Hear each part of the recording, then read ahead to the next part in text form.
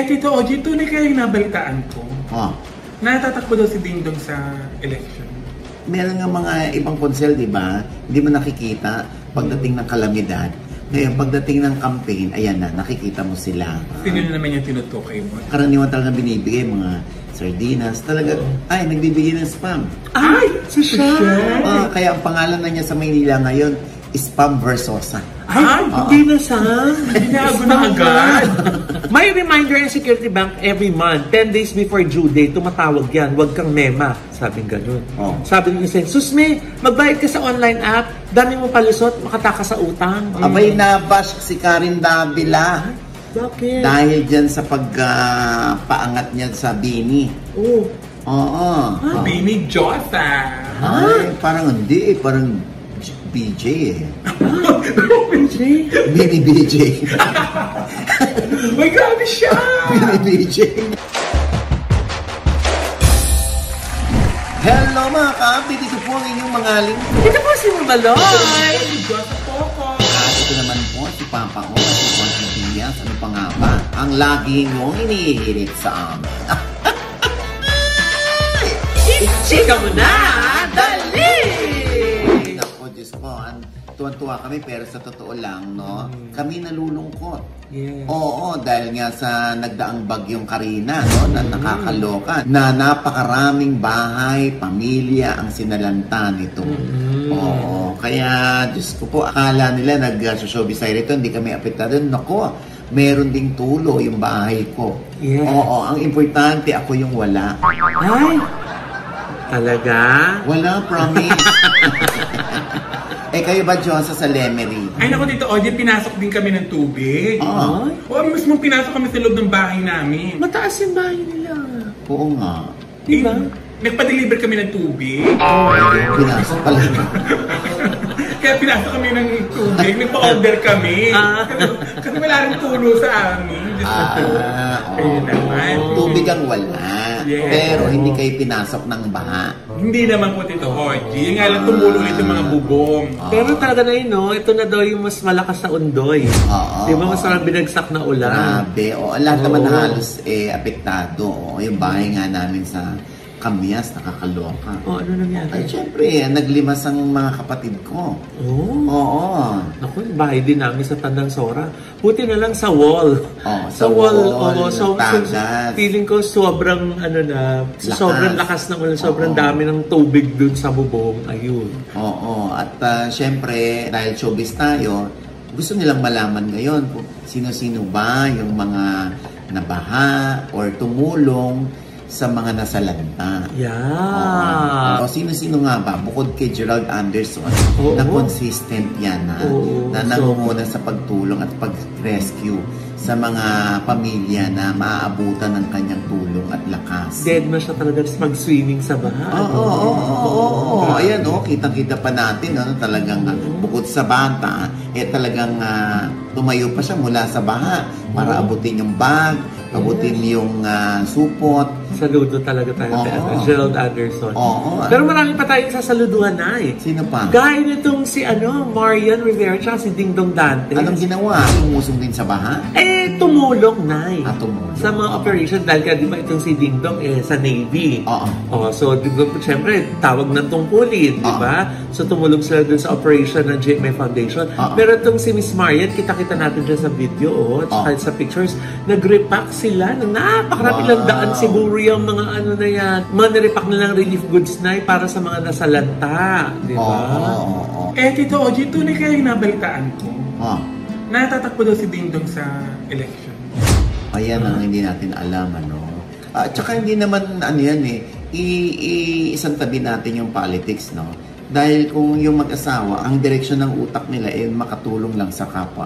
Kaya hindi naman para doon sa pagtakbo ni Dingdong kung totoong tatakbo siya. Although nasa survey siya ng Senate.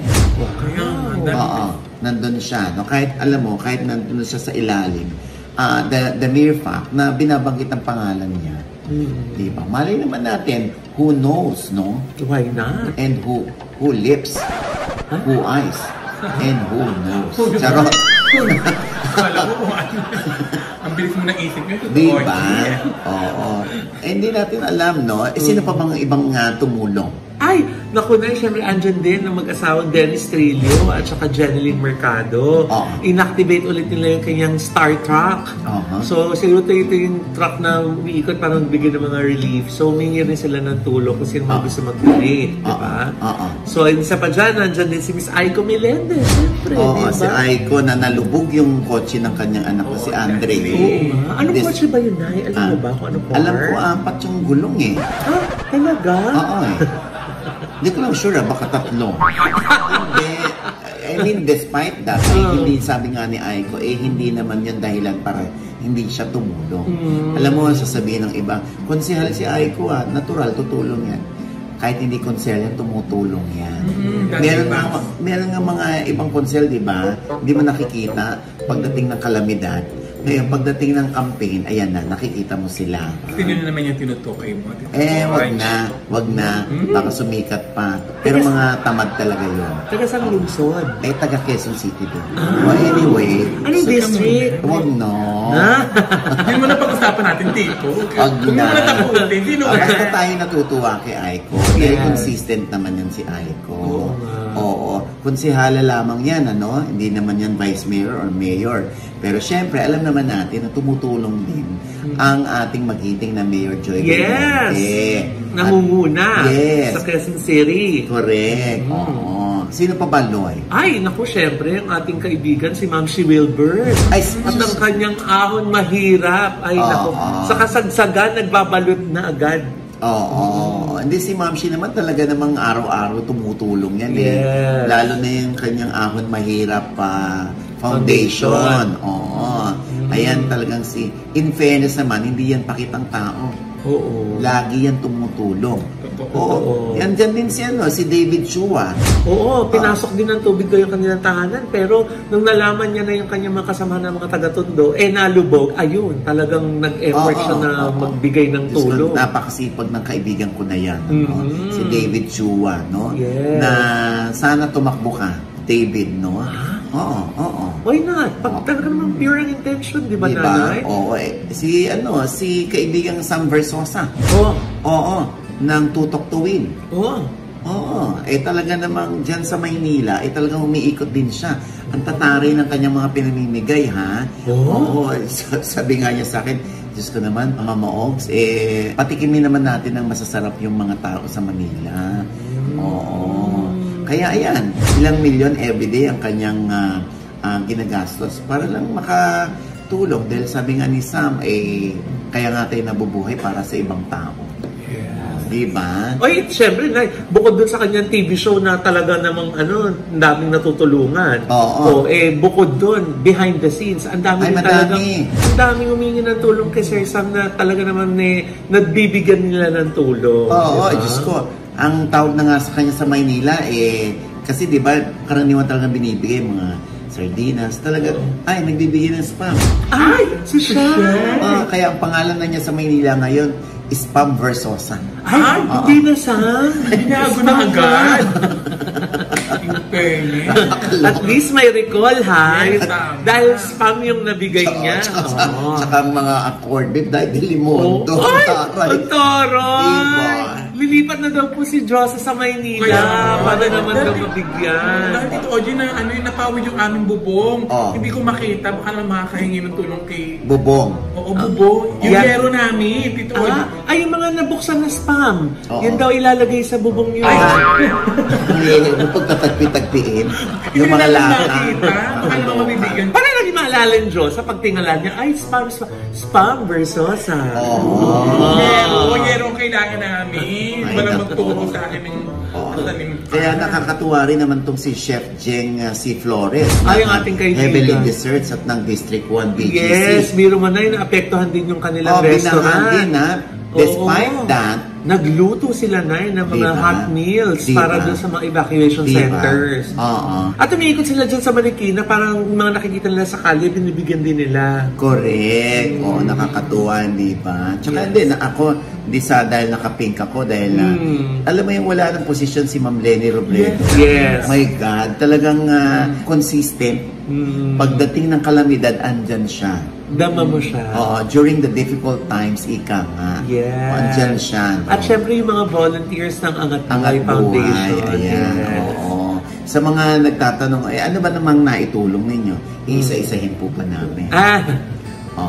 Siyempre kami rin ay lihim na nag-donate, no? Yes. Hindi na para mag-angat pa ng bangko. Wala man tayo ng resources na kasing laki at dami ng kanila na. Sa munti nating paraan, di ba, Nay? Tayo naman itutunan. At syempre, na-encourage pa rin dahil na tuloy-tuloy, hindi naman po isang araw lang yung epekto ng bagyo. Ilang araw po yan. Ang makasama nga, Nay, di ba, ngayong weekend daw, mukhang may malakas na naman daw na ulan. Ako, wag na, please. Wag naman. Diyos ko, utang na loob. Lord, wag na po. Simre na nga, nasa evacuation center. Ngayon, kasi nga, biro mo umakyat na si Morena dun sa bubong, pero ayun, binaha pa din sa bubong. Correct. Alam niyo, nung pinapawid ko, yung malakas na bagyo, natatakot ako dahil napakagaan ni Morena. Makali pa rin. Totoo lang.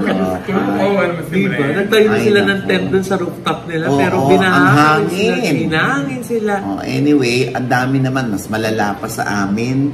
Yung iba nating kababayan, yung kanilang kwento ng bagyong Karina, no? Yes. Alam mo, at the end of the day, Pilipino tayo. Talagang yung resilience natin. Tama. Kayang-kaya natin yan, ano? Walang makakagapi o makakatalo sa lakas ng loob natin sa pagharap sa mga ganitong kalamidad. Oo, di ba? Oo nga, naibiro naman. Saan ka naman nakakita sa gitna ng baha? Nagtitito, di ba? Ayan. Tapos yung iba talaga sila, nagsa-surf. Di ba? Surfing sila, di ba?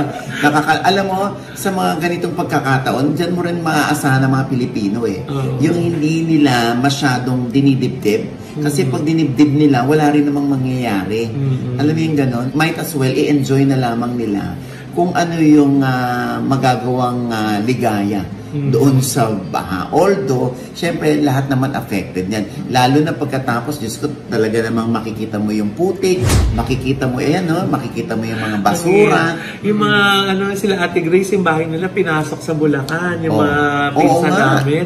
Naku, yun daw po yung hirap, napakakapal ng putik. Talagang kung paano malinisin. Mas iniinda nga nila yun, inuuna nilang isipin yung paglilinis kaysa doon sa pumapasok na tubig. Correct, di ba? Kaya talagang dyan mo sasaluduhan ng mga Pilipino no? Sa kabila ng kalamidad na ito, talaga namang mas malaki ang Diyos kaysa sa kalamidad. Pero yun nga lang ngayon, sana hindi tayo masanay na kaya natin.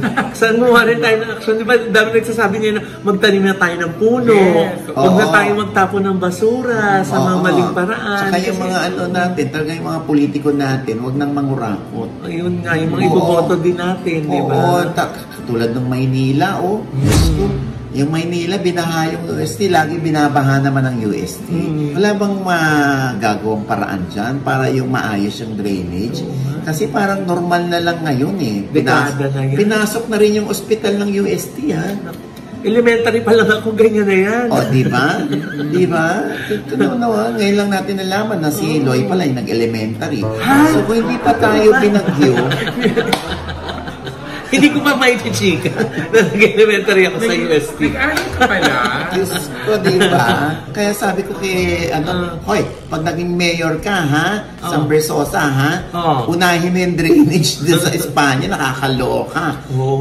Sabi niya sa akin, hindi lang yan, Nay. Pati yung Divisoria, bibili natin ulit. Babalik natin sa mga tao, ganon. Nakakaloka, hindi ba? Kaya naman, yun nga, pag nakakakita tayo ng mga baha-baha, naiinis tayo sa mga politiko. Asan na ba sila? Diba? Asa na ba napunta yung budget nila? Ba't hindi itong asikasuhin nila? Hindi itong pondohan nila? O anyway, nagiging ano na tayo masyado sa politics. Pero ganun pa man, at least maraming nanonood sa ating mga politicians, no? Yes. Oo, baka naman, no? Naku, lahat na magpapakitang gilas talaga na aasikasuhin yung drainage talaga. Yung matino, ha? Ay, naku, Diyos ko, sasaluduhan namin dito. Yeah. Oo, ha? Ito na lang, katulad nito. Oo. Di ba? Yung sa gitna ng kalamidad, naniningil pa raw ang bangko sa mga pagkakautang. Ay! Naku, yan ba yung post ni Dennis Padilla? Oo, sa kanyang IG, di ba? Ano sinabi doon ni Dennis? Eto na, nasa sulat. Basa? Sa mga boss ng Security Bank, kindly tell your agents to stop texting and calling sa mga clients para maningil sa credit cards. Palipasin natin ang bagyo. Help victims, please. Sabi niya. Sulat ba ito na ni Sir Dennis Padilla? I think so. Pinost lang niya? No. Sulat ni Dennis yan. Kasi alam ko sulat ni Dennis ganyan. Maganda yung kanyang penmanship. Yung mga print ng letra. So Tito OJ, siya yung may utak. Tapos siya yung sinisingit. Baka. Kasi naka-specify yung bangko. Yung bangko Security Bank. O, ayun na nga, Nay. So, maraming nag-agree dun sa post ni Sir Dennis. Sabi ng isa, I agree, tama po kayo. Dapat inuna natin ang kapakanan ng mga kababayan natin. Sabi naman ng isa, couldn't agree more. Sabi naman ni Jean Padilla, pera-pera labanan, wala malasakit sa kapaligiran. Huwag po tatanga-tanga, tumingin kayo sa sitwasyon. Wala bang ulan o bagyo sa inyo? Nang po, kakapikon po kayo. Sabi ng kapatid ni Dennis, si Jean Padilla. Tapos, yun naman, Nay, kung may mga nag-agree, meron naman din mga disagree. Sa Fashion Police, ito yung mga comments nila. Ano sabi? May reminder ang Security Bank every month, 10 days before due date, tumatawag yan, huwag kang mema. Sabing ganun. Sabi ng isa, Susme, magbayad ka sa online app, dami mong palusot, makataka sa utang. Sabi ng isa. Grabe. Oo. Sabi naman ng isa, as usual, yung mga utang pa, yung may utang pa ang masama ang loob pag sinisingil ng inuutangan. Bakit? Alam mo, parang gusto ko na humingi ng rescue. Meron ba? May amoy Naku, pag medyo silent, doon powerful Iba yung hagupit Iba yung hagupit ni Karina. Hindi ko narinig, nagsasalita kasi ako Alam mo namang Sige na. Hindi. Sa mga nagtatanong po kung totoo yung utot, totoo po talaga. Ano naman? Sabi nila sa yais, kakahiya yung umutot. Ay, grabe po. Wala naman yan. Wala naman yan dyan, kakakan. Ba't nila nalaman agad? Ito sabi dito. Oo nga po, namimiss namin yung utot ni Sir Ochi. Ay, naubos na kanina. Ang dami ng utot kanina. Diba?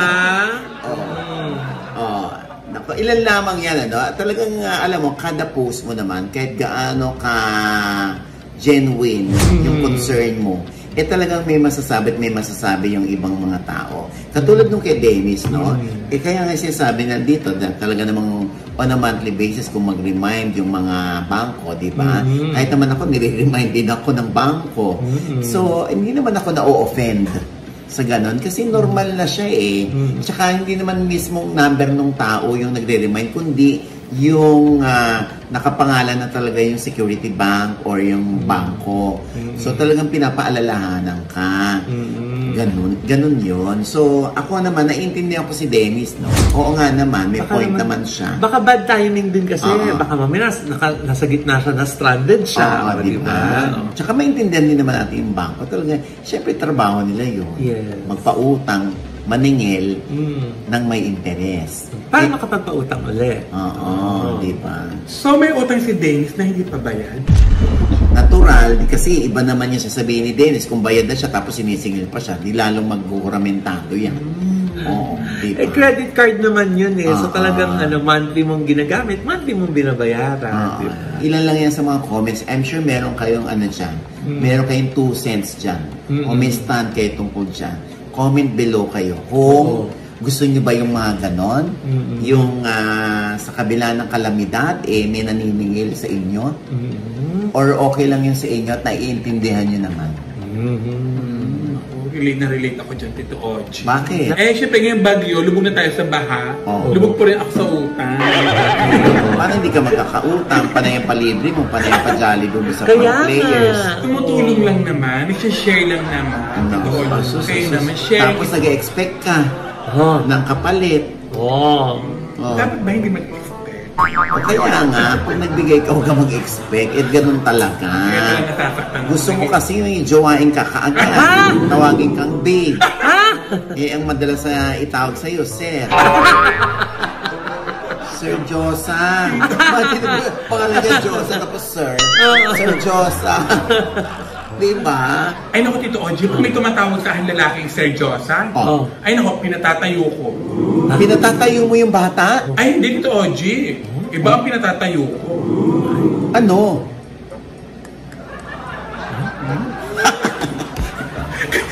Tito Oji, bakit ba yung inaisip ninyo, Tito Oji?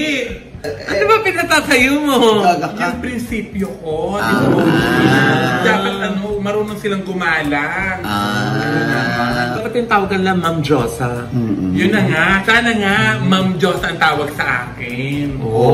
Hindi Mang. Anong Mang? Mang Josa. Sabi ko sana kinumpleto mo na para sana mas masakit. Tinawag mo na akong Manong. Hindi naman, yung Mang. Dapat pala Aling Josa. Pautang naman po. Parang pwede pa yun. Lalo na sa outfit mo ngayon na yan. Ang Ang lakas makadaster. Uy, salamat sa nagbigay nito. Baka nanonood Tito Oji. Maraming salamat sa nagbigay nito kay Mean. Mean. Punta tayo sa US. Si Mean. Oo, yung partner ni Tita Pai, Magalona. Yung kapatid ni Francis Magalona. Yung lipstick. Oo nga. Ganda-ganda ko, tapos tatawagin akong sir. Diba? Para akong Bini dito. Bini Josa. Parang hindi parang BJ Bini BJ. Uy, grabe siya! Bini BJ. Akala ko BJ Josa. Bini BJ. Bukod Diyos. Bukod Diyos yun. Ay, nako. And speaking of Bini, abay na ipagmalaki ni Karen sa TV Patrol na talagang ang Bini raw ang magbubukas para makilala rin yung ibang P-pop group dito sa Pilipinas. Sa mundo. Na parang K-pop din. Abay nabash si Karen Davila. Dahil dyan sa pagpaangat niya sa Bini. Huwag ka magtaka. Alam mo yan, balitang yan, Loy. Yung sa TV Patrol.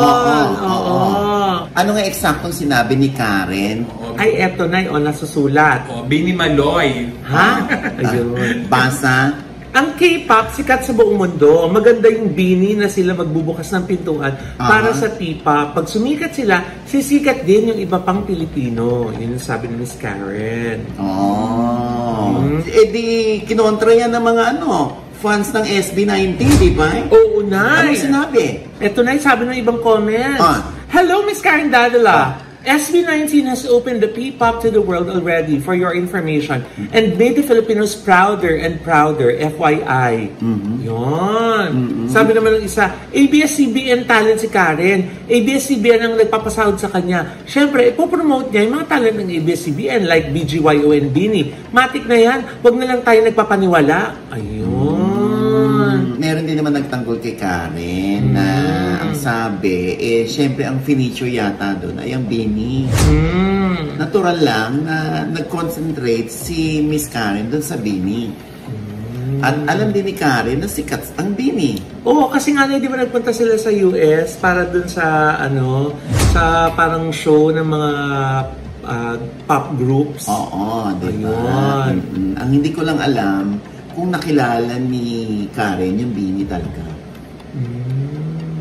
Kasi naka-Jabberwocky yun.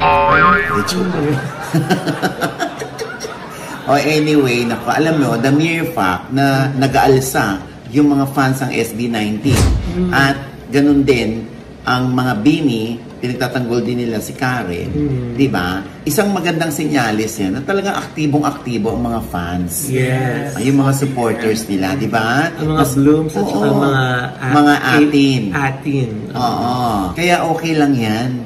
Hindi tayo dapat mag-worry. Kasi tinan mo buhay na buhay ang mga fans, Yeah. Di ba? At nabuhay din ng OPM. Pero fan ako ni Estelle. Yes. We love Estelle. Galing-galing. And how nice of Karen para linawin ng kanyang sinabi. Sabi niya sa kanyang Twitter account, SB19, first opened the doors for P-pop internationally and made history. BINI is carving their own, being the first all-girl group to hit it big. I should have been more specific. SB19 and BINI, you make us all proud. And may you both open more doors for aspiring local artists. Both are proudly Filipino. Yun naman pala. And with that, mga kaibigan, ito po ang inyong mga lingkod. Ito po si Mama Loy, mga nanonood sa amin na hindi pa namin subscriber. Please subscribe na po now na.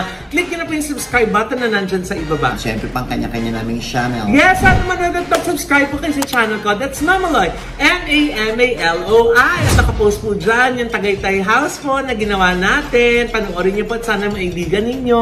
Of course, we would like to thank White House Cares. Miss Rose, thank you very much. Yung mga nurse po at mga caregivers dyan sa US na nag-explore pa ng iba pong mga opportunities. Sa United States din po. At yung mga may US visa na nais mag-apply din po dyan, nakokontakin nyo na pa ang White House Cares kasi ang dami po nilang mga requirements para sa mga nurses at saka mga caregivers. Yes. Diba? I love you.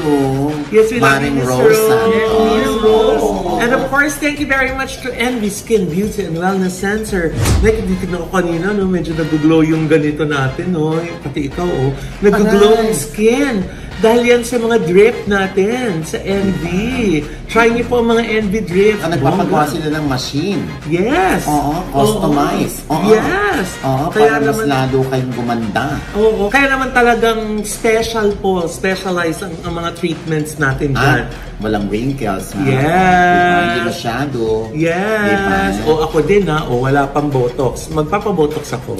Pero nagpapabottom ka. Uy, hindi na. Ano ka ba? Botox lang. Botox lang. Yan. So, hindi ko pa nito-try ang Botox ng Envy. Pero, kita mo naman sa treatments na ginagawa natin, parang nababanat ang ating face na, di ba? Yes. Thank you so much, Envy. Diyan po yan sa tapat ng ABS-CBN sa Mother Ignacia sa Grandia Place po. Josa. Yes, syempre uploaded na din yung aking US tour. Wow! Nanulupa ng inyo, so ako naman. Ngayon ako papasok. Ayan, at syempre. Monetize na pa. And maraming salamat sa Ideal Vision dahil may bago na akong salamin. Ay, naku. Ay! Buti pa kayo yung akin, wala pa. Di sabihan mo si Doc Jessica to. Doc! Nakuha ko na yan this week. Kaya mo na meron ka namang winning smile. Yeah. From Gorgeous Smile Dental Clinic, diba? Dr. JC Solis. At Miss Ara. Nasa lang katapat mismo ng Christ the King Church sa E. Rodriguez. Yes. Pakalapit. Ayan At habang ginagawa yung ngipin nyo, kinakantahan kayo ni Doc JC Solis. At yung Advanced Cosmetics talaga. Pioneer dyan si Doc JC Solis. Dahil trained sa US, di ba?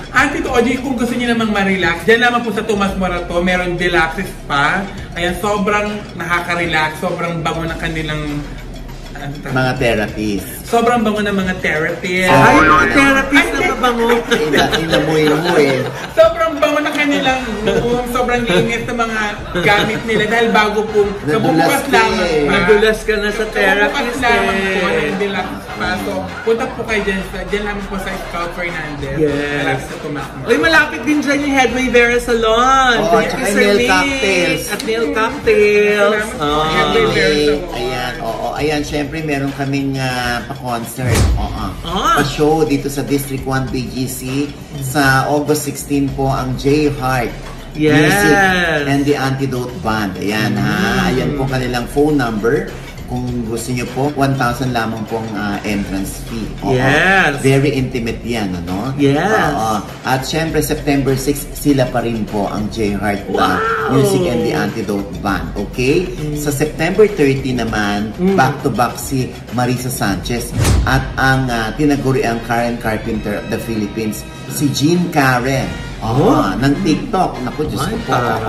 Ayan, back-to-back sila September 30 naman. Sila ni Marisa Sanchez. Kuha na po kayo ng tickets. 1,000 lang naman. Naku, limited po yan. Limited. Limited seats only. Okay? At syempre po, ang aking panayam pa rin kay Camille ng Batang Quiapo. Ay, nakakaloka pala yung batang ito. May pinagdaanan pala nung bata kaya siya umiiyak sa aking interview. Watch niya sa OGBS Inspires na nasa I1TFC na rin po. At syempre pa, ang mag-iina ko sa kanilang YouTube channel, Mami Soul, Mira TV, at Erin Diaz. At ito pa rin po ang inyong lingkod, Papa Osin OGBS, na laging nagsasabi at nagpapaalala sa inyo na sa tuwing gigising po tayo tuwing umaga, huwag na huwag po tayong makakalimot na magpasalamat sa Panginoon dahil tayo kanyang ginising. Ibig sabihin, may mission pa rin po tayo sa buhay. Sabay-sabing, every gising is a blessing! At ano pa nga bang lagi niyong inihirit sa amin? Chika mo na! Dali! Pero yung therapist si Mabango. Nadulas eh. Nadulas kasi madulas. So, naamoy-amoy niya yung therapist? Di ba? Tsaka nagiging bini siya doon. Nagiging member siya ng Bini. Bini, BJ. Massage yun. Grabe kasi. Hindi. Ano ka ba naman? Ano yun? Best job. Yung kanilang masahe. Akala mo naman kung ano na. Ay, naku eh. Ito bagong bagay. At pinapupunta nga kayo doon. Oo nga, hindi pa ka nakapunta. Nakakaloka. Bakit? Ano yung therapist? Amoyin mo ba? Talagang Bini no?